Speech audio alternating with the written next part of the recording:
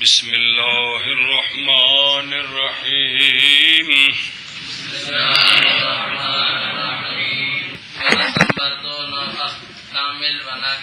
مسئلہ چل رہا ہے کہ معرف دو قسم پر ہے، معرف حد اور معرف رسم. پھر ہر ایک کی دو قسمیں ہیں. حد کی بھی دو قسمیں، حد تام اور حد ناقص، وہ آپ نے کل پڑھ لیا ہے. بات سمجھیے. اب معرف کی دوسری قسم شروع ہے. معرف کی دوسری قسم ہے کون؟ رسم. تو معرف رسم بھی دو قسم پر ہے، کامل اور ناقص. معرف کی دوسری قسم ہے رسم، تو رسم بھی دو قسم پر ہے، رسم کامل اور رسم ناقص. اور رسم دو قسم پر ہے، کامل اور ناقص. اور رسم دو قسم پر ہے، کامل اور ناقص.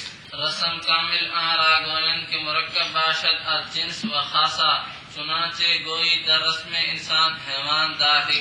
رسم کامل، معرف رسم کامل کہو یا کلی رسم کامل کہو، رسم تام کہو، جو بھی کہو. رسم کامل وہ رسم ہوتی ہے یا وہ معرف ہوتا ہے، جو بھی بولو ٹھیک ہے. رسم کامل وہ معرف ہوتا ہے، رسم کامل وہ رسم ہوتی ہے جو کہ مرکب ہوتی ہے شے کی جنس قریب اور خاصہ سے.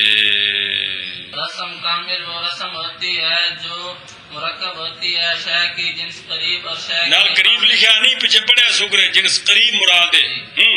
شے کی جنس قریب اور شے کے خاصے سے. شاباش. رسم کامل وہ رسم ہوتی ہے جو مرکب ہوتی ہے شے کی جنس قریب اور شے کے خاصے سے.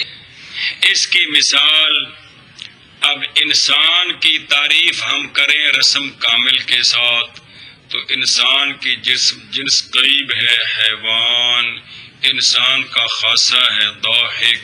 تو ہم یوں تعریف کریں بھی انسان کیا ہے؟ حیوان ضاحک ہے. تو حیوان ضاحک انسان کے لیے معرف رسم تام، معرف رسم کامل. کامل اس رسم کو کہتے ہیں جو کہ مرکب ہوتی ہے جنس سے اور خاصے سے. مراد جنس سے کیا ہے؟ جیسا کہ کہے تو انسان کی رسم میں، کیڑی رسم؟ ناقص کے کامل؟ ایشا بس ہے جی. انسان کے حیوان ضاحک رسم کامل اس رسم کو کہتے ہیں کمال تھی گی جو کہ مرکب ہوتی ہے جنس سے اور خاصہ سے، جیسا کہ کہے تم انسان کی رسم میں حیوان ضاحک. و رسم ناقص آرا گوین کے مرکب باشد از جنس بعید و خاصہ، چنانکہ گوئی در رسم انسان کے جسم داخل، یا مختصر باشد بر خاصہ، چنانچہ در رسم انسان داخل. رسم ناقص، رسم ناقص اس رسم کو کہتے ہیں جو کہ مرکب ہوتی ہے شے کی جنس بعید سے اور شے کے خاصے سے. شے کی تعریف کریں شے کی جنس بعید اور شے کے خاصے کو ملا کر تو یہ شے کے لیے معرف رسم ناقص ہوتا ہے. ایک صورت، یا شے کی تعریف کریں صرف خاصے کے ساتھ تو صرف خاصے کے ساتھ یہ بھی شے کی تعریف رسم ناقص ہے. جیسا کہ شے کی تعریف کریں صرف فصل قریب کے ساتھ تو یہ شے کے لیے حد ناقص ہے. کل پڑھا کہ نہیں؟ رسم ناقص وہ رسم ہوتی ہے جو مرکب ہو شے کی جنس بعید اور شے کی خاصہ سے. شاباش. یا شے کی تعریف کی جائے صرف خاصہ سے، خاصہ کے ساتھ. خاصہ کے ساتھ. تو یہ دونوں صورتوں میں، یہ دونوں صورتوں کے لیے شے کے لیے، صورتوں میں یہ معرف شے کے لیے، شے کے لیے رسم ناقص ہو جائے گا. تو یہ معرف کلیوں سے بنتا ہے. اس کی پہلے دو قسمیں ہیں، حد اور رسم. پھر دونوں کی دو قسمیں ہیں، حد تام، حد ناقص، یا یوں کہو حد کامل، حد ناقص، اور رسم کامل، رسم ناقص. اچھا جی، مثال سمجھیں. پہلے کی مثال، جس طرح کہ آپ انسان کی تعریف کریں، انسان کی جنس بعید ہے کون؟ انسان کی جنس بعید ہے جسم، انسان کا خاصہ ہے ضاحک، تو آپ انسان کی تعریف کریں جسم ضاحک، تو یہ جسم ضاحک انسان کا کون سا معرف ہے؟ رسم ناقص۔ یا آپ انسان کی تعریف کریں صرف خاصہ کے ساتھ، انسان کا خاصہ کون ہے؟ ضاحک۔ انسان کیا ہے؟ ضاحک ہے، تو اکیلے ضاحک کے ساتھ تعریف کریں یا جسم ضاحک کے ساتھ تعریف کریں تو یہ کیا بنے گا؟ ہاں جی، جیسے انسان کی رسم میں آپ انسان کی رسم تعریف کریں، انسان کی تعریف کریں، انسان کی جنس بعید، انسان کی جنس بعید اور انسان کی خاصہ کے ساتھ، تو یہ انسان کے لیے کیا بنے گا؟ رسم۔ رسم ناقص بن جائے گا۔ مثلا انسان کی جنس بعید ہے جسم اور انسان کا خاصہ ہے ضاحک، تو کس طرح تعریف کریں؟ جسم ضاحک، تو یہ انسان کے لیے مورب رسم ناقص بن جائے گا۔ شاباش۔ یا انسان کی تعریف کریں، یا انسان کی تعریف کریں صرف خاصے کے ساتھ، جیسے انسان جو خاصہ ہے ضاحک، تو یہ صرف ضاحک انسان کے لیے معرف، مورب رسم ناقص بن جائے گا۔ اور رسم ناقص اس رسم کو کہتے ہیں کہ مرکب ہوتی ہے جنس بعید اور خاصے سے، جیسا کہ کہے تم انسان کی رسم میں کہ جسم ضاحک یا اختصار ہو خاصہ پر، جیسا کہ انسان کی رسم میں ضاحک۔ ہاں جی، رسم ناقص وہ رسم ہوتی ہے جو مرکب ہو جنس بعید اور خاصہ سے، جیسا کہ کہے تو انسان کی رسم میں کہ جسم ضاحک شاباش، اختصار ہو یا اختصار ہو خاصہ پر، جیسے کہ انسان کی رسم میں ضاحک۔ یہ معرف کی باس آ گئی ہے، کس کی؟ اگوں جی، قضیہ بردو نواز اگے یکی قضیہ حملیہ دوم قضیہ شرطیہ۔ منطق کے اندر دوسرا مسئلہ جو پڑھنا ہوتا ہے وہ ہوتا ہے حجت اور دلیل۔ کیا ہوتا ہے؟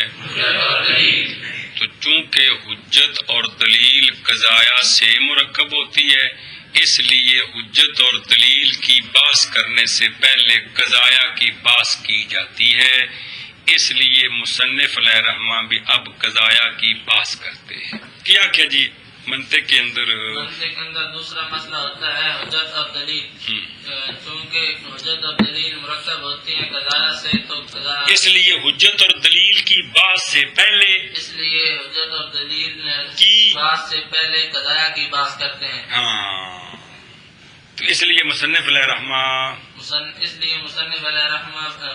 پہلے قضایا کی بحث کرتے ہیں، پہلے قضیاں دے متعلق کچھ گلاں تے پرانیاں تے بہت ساریاں نویاں گل سمجھیے جی۔ مسئلہ نمبر مڈو شڈو، قضیے کے اوپر حاشیہ لکھا ہوگا، نیچے دیکھو نظر آ رہا ہے، آپ لکھے کہتے ہیں آپ قضیے کی ذرا تعریف سن لیں پھر قضیے کو پڑھیں۔ قضیہ اس قول کو کہتے ہیں کہ جس کے قائل کو سچا یا جھوٹا نعمان کہہ سکے۔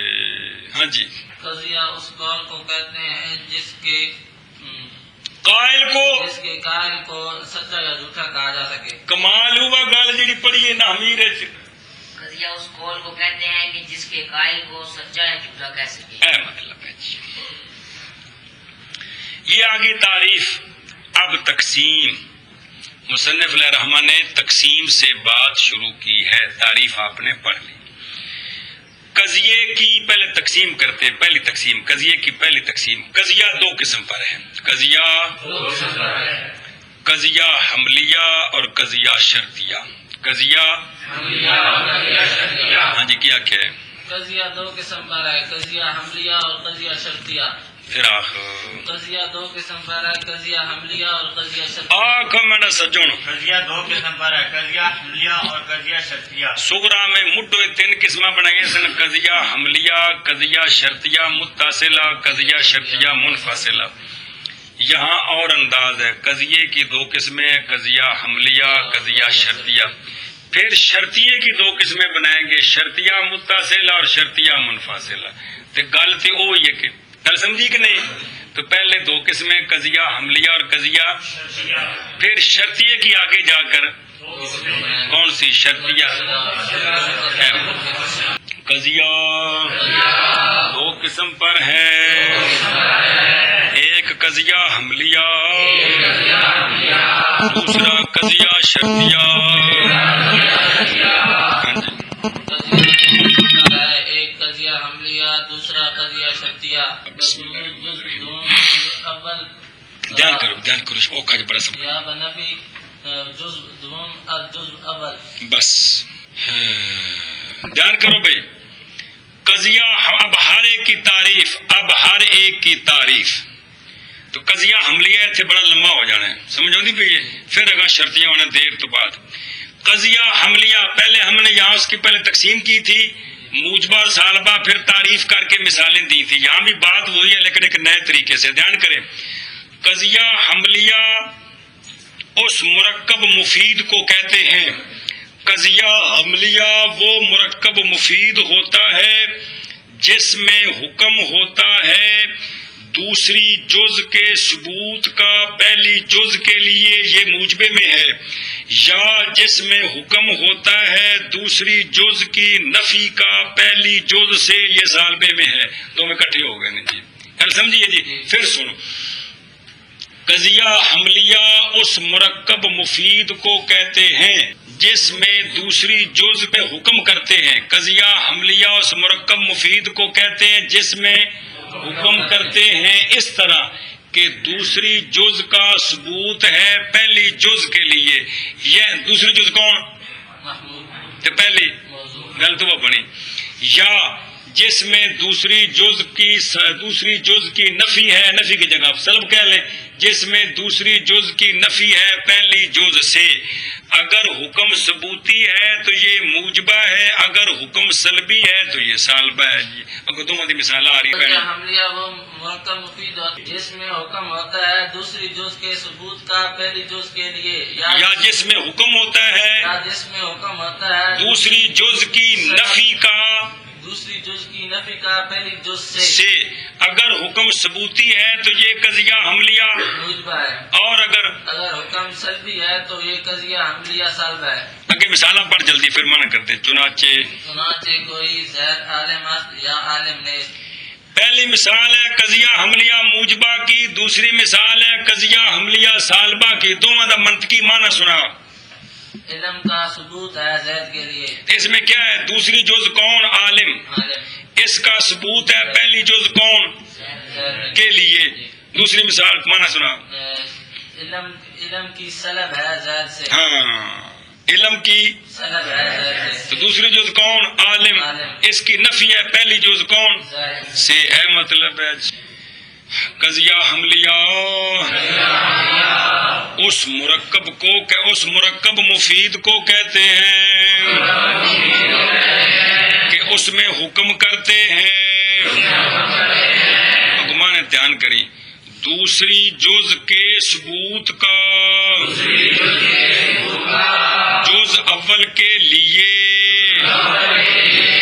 یا دوسری جز کی نفی کا جز اول سے، جیسے تم زید عالم است یا زید عالم نیست جی۔ قضیہ حملیہ دھیان نہ قضیہ حملیہ اس مرکب مفید کو کہتے ہیں شاباش، اس میں شاباش۔ حکم کرتے ہیں دوسری جز کے ثبوت کا،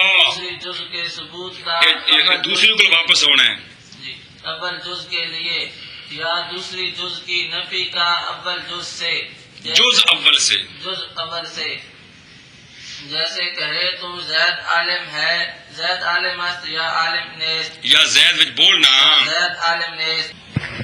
جز اول را موضوع گوین و جز دوم را محمود. یہ جو قضیہ حملیہ ہوتا ہے اس میں پہلی جز کو موضوع کہتے ہیں، دوسری جز کو محمول کہتے ہیں، پہلی جز کو محکوم علیہ کہتے ہیں، دوسری جز کو محکوم بھی کہتے ہیں.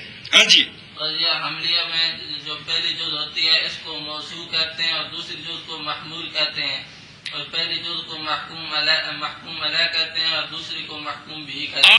جز اول کو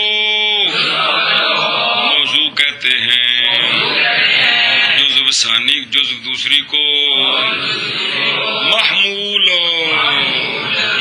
جز اول کو موضوع کہتے ہیں اور جز دوسری کو محمول. قضیہ حملیہ بر انواع است. اگے شک شخصیہ یعنی قضیہ را گویند کے موضوع او جزی حقیقی باشد. چون زید انسان و زید لیس بحمار. بحمارن زید انسان و زید لیس بحمارن. ان دے وچ است شست نہ آوے او عربی مثالاں ہوندیاں نے جی. دھیان کرو میں سونیو، قضیہ حملیہ کی سغرے میں یہ تقسیم نہیں آئی جو اب شروع ہو رہی ہے. دھیان کریں، قضیہ حملیہ موجبہ سالبہ اور تقسیم ہے وہ علیحدہ ہے. قضیہ حملیہ کی 4 قسمیں ہیں. قضیہ اونچی بول. قضیہ حملیہ کی 4 قسمیں ہیں. قضیہ حملیہ شخصیہ، دوسرا کے لکھے قضیہ حملیہ محملہ. اس تو پہلے تو وچ ات لکھیا کونی ابنا کون ہے. قضیہ حملیہ طبعیہ تو کے ساتھ، قضیہ حملیہ طبعیہ یہ نہیں بھی کاتب کو رہ گئے. تیسری قسم ہے قضیہ حملیہ محملہ. چوتھی قسم ہے قضیہ حملیہ محصورہ. شخصیہ طبعیہ محملہ محصورہ. یہ لفظ ذرا ٹھیک پکاؤ سیگے تاکہ زبان تے چڑھن غلط نہ چکن. قضیہ حملیہ کی 4 قسمیں ہیں. قضیہ حملیہ شخصیہ، قضیہ حملیہ طبعیہ، قضیہ حملیہ محملہ، قضیہ حملیہ محصورہ. اچھی اچھی. قضیہ حملیہ کی 4 قسمیں ہیں. قضیہ حملیہ شخصیہ، قضیہ حملیہ طبعیہ، قضیہ حملیہ محملہ، قضیہ حملیہ محصورہ. بس یہ 4 قسم اگلی کتاب آدی رہن گیا ودن گیا نہیں. ان 4 وچ پھر تفصیل ہوتی رہے گی. سمجھ آئی؟ پھر 4 موجبہ بھی ہوندیاں نے، سالبہ بھی ہوندیاں نے جی. سمجھے؟ پھر ود جاندیاں نے اگوں جی. اگوں محصورہ آ رہے ہوندیاں پھر اگوں قسمہ بننیاں نے جی. حد نو ہاتھ لگ جانا ہے. بس ان کی 4 قسموں کی وجہ حسر بیان کی جاتی ہے کہ 4 قسمیں کس طرح بنتی ہیں. چونکہ یہ کتاب چھوٹی ہے اس لیے یہ وجہ حسر انشاءاللہ کبرے میں پڑے گی. سمجھ آئیے؟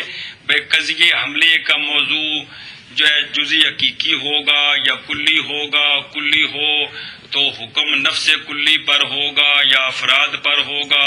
حکم افراد پر ہے تو افراد کی کمیت بیان کی گئی ہے یا نہیں کی گئی ہے.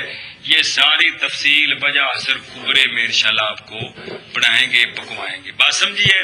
یہاں صرف ان 4 کی علیحدہ علیحدہ کر کے تعریف پکانی ہے. وجہ حسر ذرا مشکل ہے. بات سمجھیے؟ اب ایک ایک کی کیا کرنی ہے؟ ایشا بس. تو پہلا کون ہے؟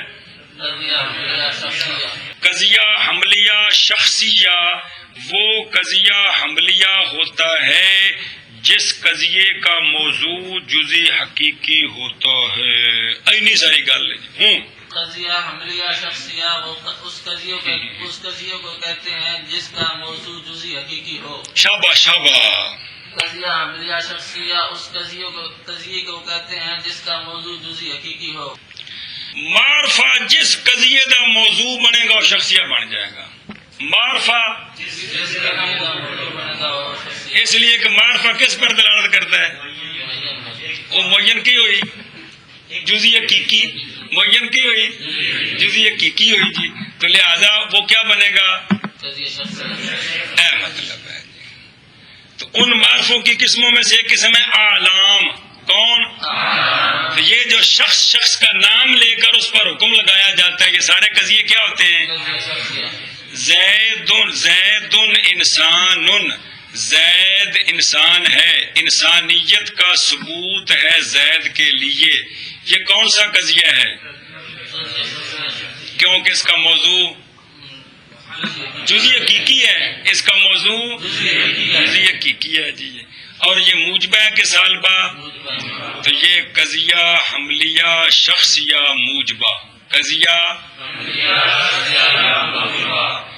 زید لیس بحمار، زید کھوتا نہیں. یہ تو ہو گیا معنی عربی طرح. تو منطقی معنی حماریت کی سلب ہے زید سے، حماریت کی کھوتے ہونے کی سلب ہے زید سے. تو یہ چونکہ موضوع کون ہے؟ زید. یہ کیا ہے؟ جزئی حقیقی ہے، لہذا کون سا قضیہ ہے؟ اور موجبہ کے سالبہ. تو یہ دونوں مثالیں دی ہیں. پہلی مثال قضیہ حملیہ شخصیہ موجبہ، دوسرا قضیہ حملیہ شخصیہ سالبہ. آنکھو جیسے زید انسان، یہ قضیہ شخصیہ ہے، اس لیے ایک موضوع جزئی حقیقی ہے. اسی طرح زید لیس بحمار بھی قضیہ شخصیہ ہے کیونکہ اس کا موضوع جزئی حقیقی ہے. اب دونوں کا معنی کر. زید انسانیت کا ثبوت ہے زید کے لیے، شابہ حماریت کی سلب ہے زید سے. یہ جڑے ہوندے نا خبر مشتقی، خبر یعنی بائی باباں دے جڑے اسم فاعل مفعول وغیرہ نے، اسم تفضیل، یہ اگر خبراں بنن تو کہندے نا خبر مشتقی کی مصدر کو بنے نا تو انہاں تے بندہ مصدر کڈ لیندا ہے نا، پتہ نا مصدر ہوندی ہے. تو جے خبر بنے اسم جامد ان دی مصدر کو نہیں ہوندی نا، ان دا طریقہ ہوندا ہے کہ اسم جام کسی بھی جامد نال تسی یہ تے لاؤ تے وہ مصدر بن جاندا ہے. کسی بھی انسان، حیوان، حجار، حجر، حجریت، اے مطلب اس وقت معنی ذکر ہے کہ زید سے انسانیت کا ثبوت ہے، حجریت کی حماریت کی سلب ہے کس سے؟ تو جامد کی مصدر بنانی ہو تو کیا کرنا اس کے ساتھ؟ یا اس کو کہتے ہیں یا تا مصدریت کی. کیا کہتے ہیں؟ یا تا مصدریت کی. سمجھ آئیے؟ وہابیت سمجھائے نا جی. جھوٹ تو جھوٹیت. تو پہلی مثال کس کی ہے؟ قضیہ حملیہ شخصیہ موجبہ کی. دوسری قضیہ حملیہ شخصیہ سالبہ کی. معنی کر کے بولا انسانیت کا ثبوت ہے زید کے لیے، حماریت کی سلب ہے زید سے. سمجھائیے جی کہ کوئی نہیں. معنی کرو جی. چلو. اور قضیہ حملیہ کئی انواع پر ہے. ایک شخصیہ یعنی اس قضیے کو کہتے ہیں، معنی کرنا جی اس قضیے کو کہ موضوع اس کا جزئی حقیقی ہو، جیسے زید انسان اور زید لیس بحمار. اور قضیہ حملیہ کئی انواع پر ہے. ایک قضیہ شخصیہ یعنی اس قضیے کو کہتے ہیں کہ موضوع اس کا جزئی حقیقی ہو، جیسے زید انسان اور زید لیس بحمار. گل سمجھیے. دوسرا کیا تھا؟ طبعیہ. بس وہ لکھا کونی انہوں زبانی سمجھ لو پکا لو. قضیہ دوسری قسم ہے قضیہ حملیہ طبعیہ. دوسری قسم ہے قضیہ حملیہ طبعیہ. وہ قضیہ حملیہ ہوتا ہے جس کا موضوع کلی ہو اور حکم نفس کلی پر ہو. الانسان نوع. اس قضیے کا موضوع کلی ہے کہ کوئی نہیں جی؟ تو نوع انسان ہے یا اس کے ہم جو افراد ہیں ہم نوع ہیں؟ ہم نوع ہیں. تو یہ حکم نو ہونے کا حکم انسان کے اس نفس کلی پر ہے یا افراد پر ہے؟ اے مطلب قضیہ حملیہ طبعیہ وہ قضیہ ہوتا ہے جس کا موضوع کلی ہو اور حکم نفس الانسان نوع، تو نوعیت کا حکم کس پر ہے؟ ہم افراد تو نو نہیں ہے نا، نو تو کلی ہوتی ہے، ہم تو شخص ہیں جی۔ یہ موجبے کی مثال ہے، سالبے کی مثال، الانسان لیس بجنس، لکھو نا، الانسان لیس بجنس۔ ایک گل سچی، انسان جنس ہے نو ہے کہ جنس ہے؟ نو ہے جی۔ تو مانا کیا ہے؟ جنسیت کی سلب ہے کس سے؟ تو یہ نفس انسان سے سلب ہے، افراد کا ذکر نہیں ہے جی۔ گل سمجھیے؟ تو یہ جنہیں کو سمجھ آئیے، قضیہ حملیہ طبعیہ وہ قضیہ حملیہ ہوتا ہے جس کا موضوع کلی ہو اور حکم نفس۔ تو موجبے کی مثال کیا ہے؟ سالبے کی مثال مانا کر دو ماتا، نوعیت کا ثبوت ہے، انسان کے لیے جنسیت کی سلب ہے انسان سے۔ گل سمجھیے؟ تو یہ حکم ثبوتی اور سلبی، اس کا تعلق کلی انسان کلی کے ساتھ ہے، انسان کے افراد زید عمر بکر کے ساتھ نہیں ہے جی، کیونکہ افراد جو ہے نا وہ تو شخص ہے، تو وہ نو نہیں ہے۔ نو تو کلی ہوتی ہے کہ گل سمجھی کہ نہیں؟ اے تعریف آگی کہندی